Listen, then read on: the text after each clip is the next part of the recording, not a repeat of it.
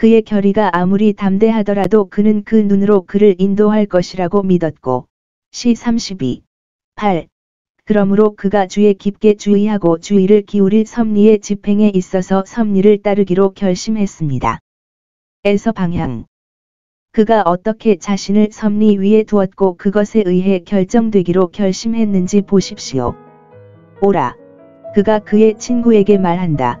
우리는 적의 얼굴을 보는 것을 두려워하지 않는 자들처럼. 8절. 원수에게 우리 자신을 발견할 것이며 그들이 우리에게 명령할 정도로 조심한다면 우리는 하나님께서 우리를 방어적으로 행동하게 하실 것이라는 섭리의 암시로 받아들이고 더 이상 전진하지 않을 것이며 그들을 따뜻하게 환영하기 위해 우리가 할 수 있는 한 최선을 다할 것입니다. 9절.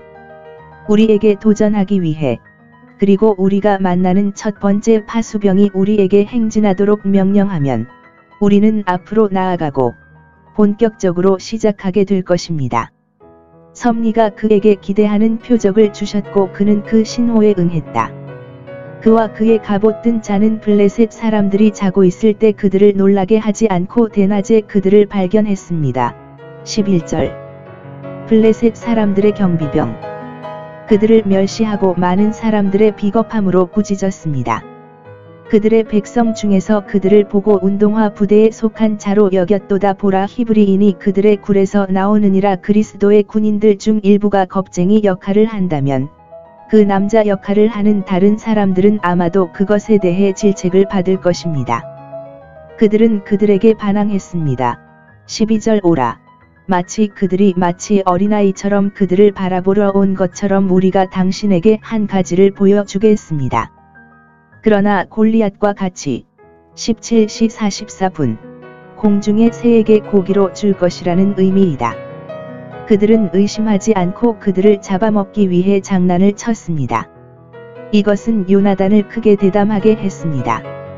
그것으로 그는 그의 종을 격려했습니다. 그는 불확실하게 말했습니다. 6절. 주님께서 우리를 위해 일하실 수도 있습니다. 그러나 이제 그는 확신을 가지고 말합니다.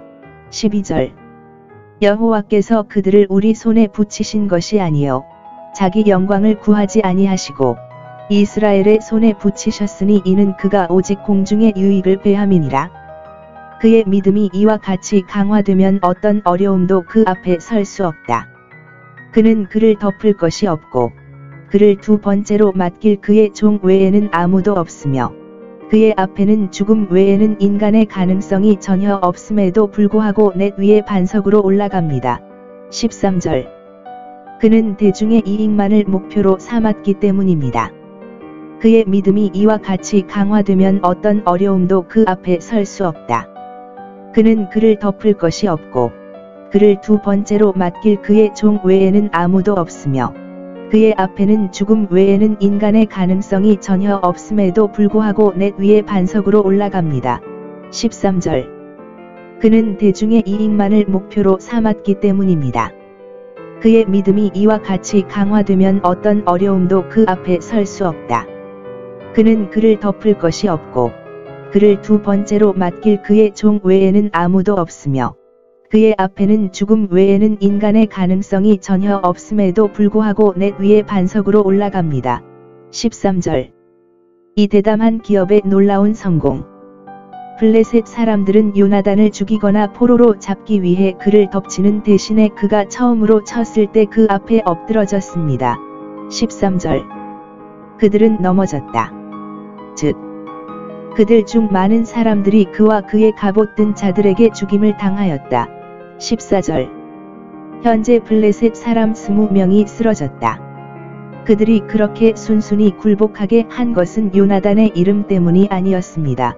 어떤 사람들은 그가 그들의 수비대 중 하나를 쳤으므로 이것이 그들에게 무서운 일이 되었다고 생각하지만 그러나 그것은 하나님의 오른손과 그의 손이었습니다. 그에게 이 승리를 안겨준 딸. 나머지는 쫓겨나 서로 더럽힘. 15절. 군대에 떨림이 있었다. 두려움에 대한 가시적인 이유는 없었습니다. 그것들은 너무 많고 대담하고 유리하게 계시되었습니다. 이스라엘 사람들은 그들 앞에서 도망쳤습니다. 적군이 그들을 치지 아니하고 그러나 한 신사와 그의 남자. 그러나 그들은 사시나무 잎사귀처럼 흔들렸다. 놀라움은 일반적이었습니다. 그들은 모두 떨었습니다. 가장 대담하고 앞으로 나아간 스포일러들까지도 공통의 공포에 휩싸여 허리 관절이 풀렸고 무릎이 서로 부딪혔지만 그 이유를 아무도 알 수 없었습니다. 그것은 하나님의 떨림이라고 불리며 원래의 표현은 우리가 그것을 번역할 때 그들이 저항할 수 없고 스스로를 추리할 수 없는 매우 큰 떨림을 의미할 뿐만 아니라 그것이 초자연적이었고 곧 신의 손.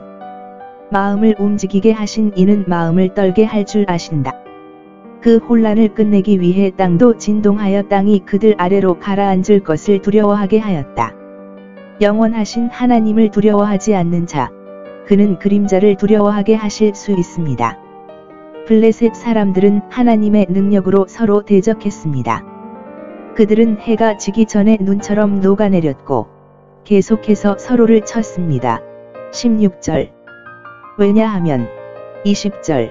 모든 사람의 칼이 자기 동료를 쳤기 때문입니다.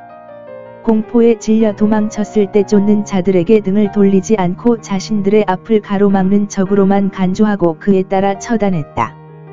블레셋 사람들은 모든 칼과 창이 그들의 손에 있었기 때문에 매우 안전했습니다. 이스라엘은 사울과 요나단 외에는 가진 것이 없었습니다. 그러나 이제 하나님은 그들 자신의 칼과 창을 만들어 스스로 파멸시키는 도구를 만들어 이스라엘의 손에 있었을 때보다 더 치명적이게 하심으로 그 확신의 어리석음을 그들에게 보여주셨습니다. 같은 작업을 참조하십시오. 이에 이스라엘 사람들은 그들에 대항하여 활기를 띠게 되었습니다.